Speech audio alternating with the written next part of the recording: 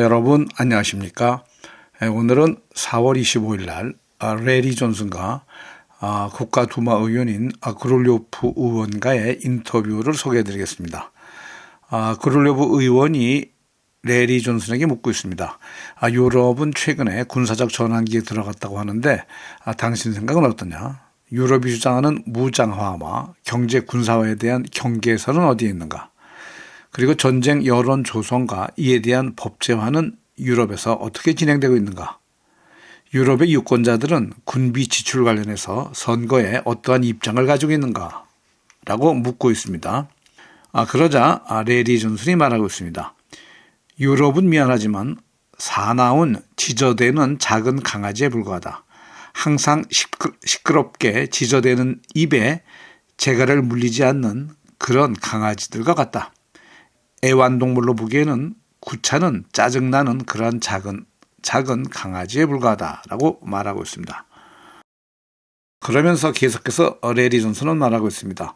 유럽은 현재 자멸의 길로 들어가 있는 상태이며 만일 유럽이 러시아에 반대하는 위협적인 언사와 행동을 그대로 미국에게 했다면 미국은 아마도 진작에 유럽을 공격했을 것이다.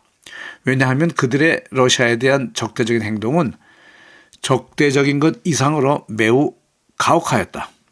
그룰료프 의원이 다시 묻고 있습니다. 유럽은 정말로 러시아와 전쟁을 준비하고 있는가? 잘 모르지만 독일 국방장관은 2029년에는 러시아와 전쟁을 벌일 것이다 라고 말하고 있고 영국 수상 스태머도 2030년에는 유럽이 러시아와 전쟁을 벌일 것이라고 주장하고 있다. 러시아가 말하는 것이 아니라 이것은 유럽 국가들이 먼저 전쟁 관련해서 말을 하고 있는 것이다 라고 그룰료프 의원이 말하고 있습니다. 그러면서 유럽 연합의 국방 예산의 증가는 미국이 요구하는 것인가 아니면 유럽 정권 자신들이 원하는 것인가 라고 되묻고 있습니다.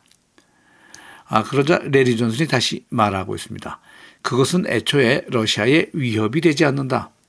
단지 러시아의 위협이라는 가상 시나리오 속에서 자신들의 이익을 추구하기 위해서이다. 현재 독일만 해도 독일 국민과 집권 세력 사이에는 굉장히 커다란 갈등이 존재하고 있다. 그러자 그룰료프 의원이 계속 말하고 있습니다. 유럽 연합 국가의 집권층과 그들의 국민 사이에는 굉장히 커다란 간극이 존재한다. 독일 메르츠는 오직 17%의 지지율을 가지고 있다. 그런 집권 세력이 지금 군대를 재건하고 복합 군산 산업을 확장하고 커다란 여론전을 벌이고 있다. 그 여론전에는 러시아의 악마화와 러시아인에 대한 악마화이다 라고 그룰료프 의원이 말하고 있습니다. 그러자 레리 존슨은 또 말하고 있습니다. 이렇게 사납게 지저대는 작은 강아지에 불과한 유럽에게는 실질적인 힘이 없다. 천연자원도 없다. 러시아는 막대한 천연자원과 석유를 가지고 있다. 러시아는 카자흐스탄에 수송하는 가스관을 잠궜다. 이것은 유럽으로 운송되는 가스관이다. 유럽의 경제 상황은 더욱더 악화될 것이다 라고 말하고 있습니다. 그러면서 계속해서 유럽은 그렇게 빨리 군사단지를 설치하고 개발할 수 없을 것이다. 유럽에 당면한 것은 당장 경제적으로 어떻게 살아남느냐는 것이다 라고 말하고 있습니다. 그룰료프 의원이 말하고 있습니다. 카자흐스탄의 가스 운송로를 잠그면 독일은 17%의 가스 공급이 감소된다. 우크라이나 적군을 이롭게 하는 가스 수출은 더 이상 진행되어서는 안 된다는 여론이 러시아에서 증가하고 있다고 말하고 있습니다. 그러면서 계속해서 트럼프는 요즘 아침, 점심, 저녁마다 매번 하는 말이 다르다. 신뢰할 수 없게 되었다.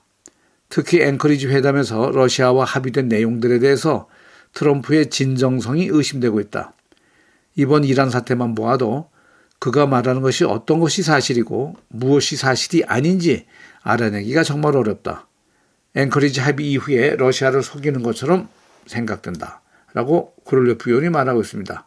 현 시점에서 미국 행정부 세력들은 이란과의 합의 관련해서도 신뢰할 수 없는 행동을 하고 있다.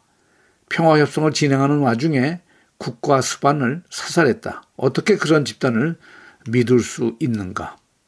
유럽의 현재 반러시아 적대 정책을 미국에 적용한다면 미국은 벌써 유럽을 공격했을 것이다라는 레리 당신의 말에 대해서 좀 더 구체적 설명이 필요하다. 그러자 레리 존슨이 말하고 있습니다. 유럽은 러시아 공격용 드론 생산을 해서 우크라이나에 전달하고 있다. 그렇다면 이런 유럽의 공장들은 러시아가 폭격할 수 있다. 국제법의 준수를 위해서라도 러시아는 이러한 유럽의 드론 생산 공장을 폭격해야 한다. 이것은 다른 국가에게 확실하게 언지를 주는 공감을 주는 행위이다. 국제법의 준수. 트럼프와 미국은 현재 국제법에 대하여 전혀 준수 의지를 보이지 않고 무시하고 있다. 잘못하면 사람들은 러시아의 인내심을 이해하지 못하고 그것이 러시아의 약점으로 알고 있다. 그리고 러시아의 우유부단으로 생각할 수도 있다. 이것은 러시아가 약하다는 생각으로 연결된다. 트럼프는 하루에도 여러 번 말을 바꾸는 등 그의 현재 언행은 치매의 초기 증세와 비슷하다. 그는 지금 비판적인 사고를 완전히 잃어버렸다. 전략적 사고의 결핍은 매우 위험한 상황이다. 그런데 그에 대해서 러시아 지도자들은 어떠한 입장을 가지고 있는가라고 오히려 레리 존슨이 국가두마 의원인 고를료프 의원에게 묻고 있습니다. 그러자 고를료프 의원이 대답하고 있습니다. 우리는 유럽이나 미국과 다르다. 우리는 우리나라 대통령을 80% 이상의 국민이 신뢰하고 있다. 우리나라의 지도자는 모든 발언하는 단어에 대해서 분명히 보장되고 신뢰할 수 있다. 그리고 트럼프와는 이런 점에서 격이 다르다라고 말하고 있습니다. 사실상 트럼프는 이번에 이란을 굴복시킴으로써 탄화수소, 원유를 장악하고 이란산 원유에 의존하는 중국을 방문하여 히토류 금속 등의 흥정을 하려고 하였다. 그러나 그의 시도는 완전히 실패하였다. 러시아의 특수작전도 마찬가지다. 모두가 우크라이나의 패배를 현재 예상하고 있다. 그런데 왜 유럽은 900억 유로를 또다시 우크라이나에 지원하고 있는가? 이것은 무엇을 의미하는가? 라고 묻고 있습니다. 그러자 레리 존슨이 말하고 있습니다. 그렇다. 그들은 유럽은 러시아를 파괴하고 싶어 한다. 러시아의 막대한 천연자원들을 러시아가 보유하지 못하도록 분할 획득하려고 한다. 어딘가에 있을 소규모 그룹의 검은 그룹이 이런 일들을 지휘하고 있다. 미국은 이란과 코카소스를 장악한 다음에는 러시아를 공격하려고 했다. 미국의 멘탈리티는 러시아와는 다르다. 러시아는 180여 개의 다민족 인종들이 함께 살고 있고 그들을 하나로 통합하면서 살고 있다. 그들은 모두 하나의 정체성을 가지고 러시아를 열렬히 지지하는 애국자들이다. 예를 들어서 체첸의 압티 알라우디노프 장군과의 대화에서도 알 수 있다. 그는 무슬림이지만 러시아의 열렬한 애국자이다. 러시아가 세계에 줄 수 있는 선물은 다른 사람들에게 평화롭게 함께 사는 방법을 보여주는 것이다. 수년간 우리는 이런 것을 보아왔다. 서로 싸울 필요 없이 하나로 평화롭게 살고 있다. 무슬림, 순위파, 기독교인, 정교회인 등 러시아에서는 모두가 하나로 서로 이해하면서 살고 있다고 레리 존슨이 말하고 있습니다. 서방은 러시아를 파괴하여 러시아를 서쪽으로 고정시키고 중국을 파괴하려고 하였다. 이란과 중국에 반대하여 대항하는 전술에 공통성이 있다. 우선 이들 국가들을 악마화하는 것이다. 러시아도 다른 나라들을 침략하는 침략자로 낙인 찍고 있다. 권위 독재 국가로서 군사 강국으로서 러시아를 악마화하고 있다. 미국은 세계에 750개 이상의 군사기지를 가지고 있다. 그런데 러시아는 오직 세계에서 2개만의 군사기지를 가지고 있다. 그러나 러시아는 군사적 위협의 대상으로 강력하게 비난받고 있다. 이란도 이런 의미에서 마찬가지다. 이란은 세계 최고의 테러 후원 국가로 낙인 찍혀 있다. 이런 것들은 모두 거짓에 기반하고 있다. 계속해서 레리 존슨이 말하고 있습니다.